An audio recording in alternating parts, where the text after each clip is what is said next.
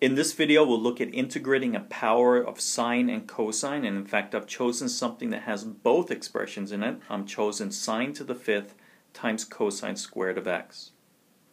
What I'd like you to first notice is that there happens to be an odd power of one of the expressions. There's sine to the fifth, and that's an odd degree.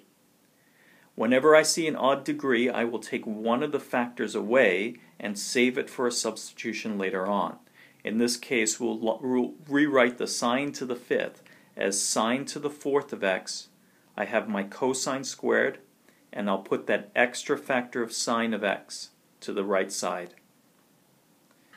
What we'll end up doing here is converting the sine to the fourth, the even power, using the Pythagorean identity to cosines. My cosine squared of x will just stay as cosine squared of x for the time being, and then I'll save that sine of x for my substitution later on. In order to convert this expression, note that sine to the fourth is really just sine squared squared. Everything else is just remaining the same for now. We'll convert the sine squared to 1 minus cosine squared using the Pythagorean identity, and the original expression was already squared, so it will still be squared. Everything else will remain the same. What I now have is an expression that has lots of cosines in it and one factor of sine, which is roughly the derivative of cosine. So I can now do a substitution. I'm going to take u to be cosine of x. Its derivative is minus sine of x dx. So minus du is sine of x dx. Let's carry out that substitution. The first part will replace that cosine squared with u squared. So 1 minus u squared, and the original expression was squared. The extra cosine squared that I had is just replaced with u squared, because after all, u is cosine of x. Notice that sine of x dx is the minus, or the opposite of du, so it's minus du. Observe how I put the sign outside. I now have an expression which is purely a polynomial in the variable u, and if I expand everything out, we should be able to integrate term by term.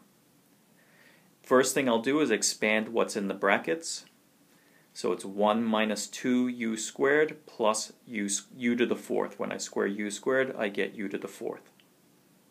I still have this extra factor of u squared, so I'll just rewrite that for now. Then we'll distribute that through every single term, and I get u squared minus 2u to the fourth plus u to the sixth. The minus sign is still outside.